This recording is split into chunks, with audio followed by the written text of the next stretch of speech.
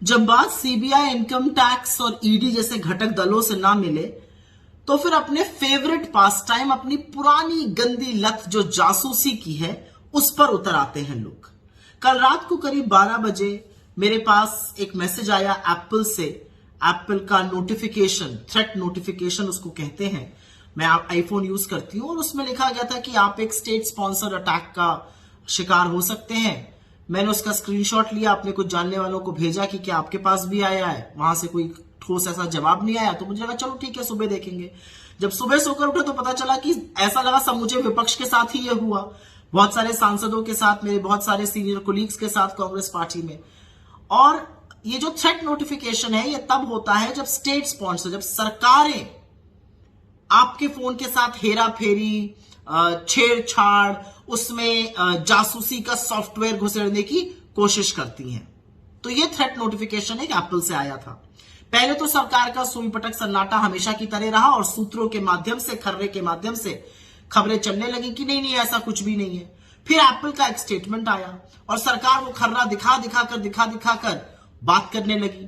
उस एप्पल के स्टेटमेंट में यह था कि हम स्पेसिफिक तौर पे ये नहीं कह सकते हैं कि कौन सा स्टेट स्पॉन्सर्ड अटैकर है, लेकिन हम ये तफ्तीश करके बता सकते हैं आपको कि जो स्टेट स्पॉन्सर्ड अटैक होते हैं उसमें बहुत पैसा लगता है, बहुत रिसोर्सेज होते हैं, वो बहुत एडवांस होते हैं और उनको बता पाना, उनको पकड़ पाना बहुत बार मुश्किल होता है।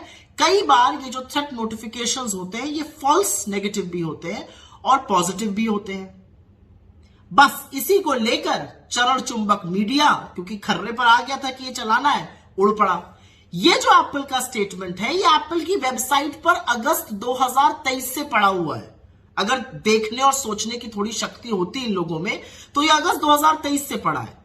हमारे सबके पास थ्रेट नोटिफिकेशन आने के बाद कोई एप्पल ने अपनी नई पोजीशन या तफ्तीश करके नहीं बताई है। असल में तो एप्पल एक मल्टीनेशनल कंपनी है, उसने दारमोदार और ठीकरा सरकार के सिर पर फोड़ा है कि आप पता कीजिए कि ये कहां से हो रहा है। जो सरकार कहती है, और सरकार की थेथराई आप देख लीजिए, सरकार ने ये बीड़ा उन्हीं लोगों के ऊपर डाल दिया जिन्होंने बताया कि हमारे पास ये नोटिफिकेशंस आए। हम सब ने तो स्क्रीनशॉट लगा दिए थे। तो सरकार की लॉ एनफोर्समेंट एजेंसी हाथ पे हाथ धरे बैठी रहेंगी, हम ही बताएं कि हमारे पास ये नोटिफिकेशन आया, हम ही प्रूफ करें, हम ही अपना फोन है, हम सब कुछ करें, सरकार कुछ नहीं करेगी।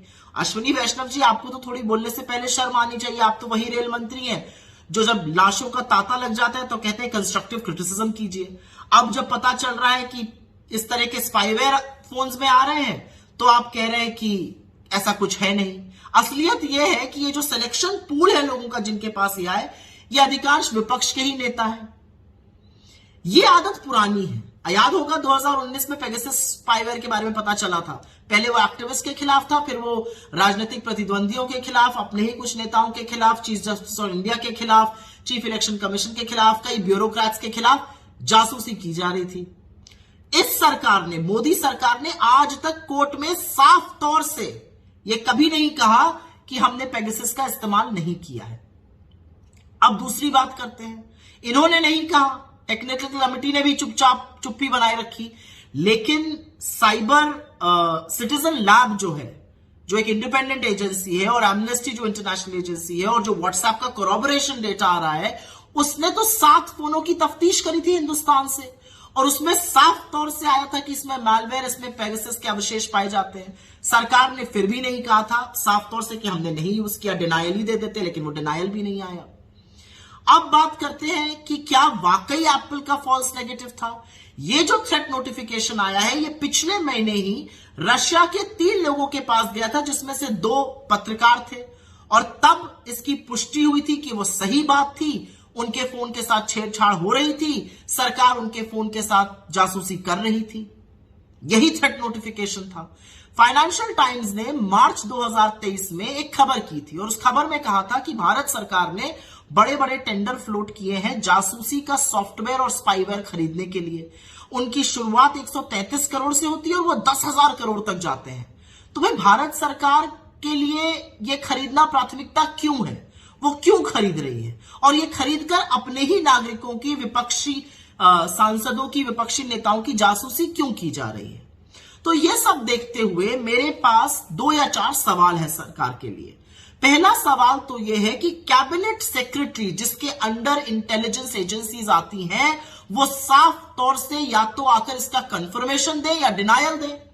सरकार ये क्यों नहीं बता रही है कि क्या इन्होंने स्पाईवेयर यूज किया है या नहीं किया है? ये पहला बात है। अगर किया है तो किस लॉ, किस कानून के तत्वावधान में किया है?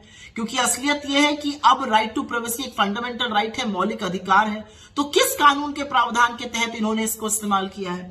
तीसरी बड़ी बात यह है कि सरकार एप्पल के स्टेटमेंट के पीछे क्यों छुप रही है?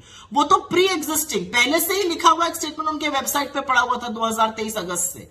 अब जो खबरें सामने आ रही है उसके बारे में सरकार क्या कहेगी? सरकार की लॉ एनफोर्समेंट एजेंसीज हाथ पे हाथ धरे क्यों बैठी हैं? और फिर से एक बार पीड़ित के ऊपर यह दारोमदार क्यों ठहरा दिया गया कि आप ही बताइए आपके साथ किसने जासूसी करी है? ये काम तो करना आपका है ना, सरकार तो आप चला रहे हैं।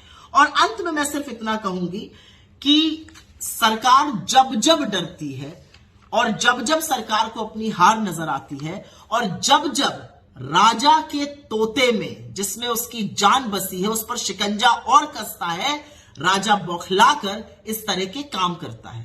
ये सब डिस्ट्रैक्शन के टूल्स हैं, ये सब डिसेप्शन के टूल्स हैं, ये सब जासूसी के टूल्स हैं। और ये सब इसलिए हैं जिससे कि जो भी अडानी के खिलाफ बोल रहा है उसकी तफ्तीश होती रहे, उसकी जासूसी होती रहे। लेकिन इससे ना हम डरने वाले हैं ना घबराने वाले। घबराए हुए आप हैं, बौखलाए हुए आप हैं, क्योंकि राज्यों की हार भी आपको नजर आ रही है और जहां आपकी जान बसती है उस तोते की गर्दन भी हमारे शिकंजे में है, वो भी आपको नजर आ रही है। तो कोई बात नहीं, आप जासूसी करते रहिए। ये लत बड़ी पुरानी है आपकी, गंदी आदतें छोड़ देनी चाहिए, नहीं छोड़ पा रहे। लेकिन ये देश जानना चाहता है कि ये हमारे पैसे से सुरक्षा के लिए अगर आप ले रहे हैं तो एक बात है, लेकिन ये तो आप अपने ही लोगों की जासूसी के लिए ये काम कर रहे हैं। ये गलत है, ऐसा किया नहीं जाता है, लेकिन आपकी बीमारी पुरानी है, उससे पीछा नहीं छुड़ा पा रहे हैं।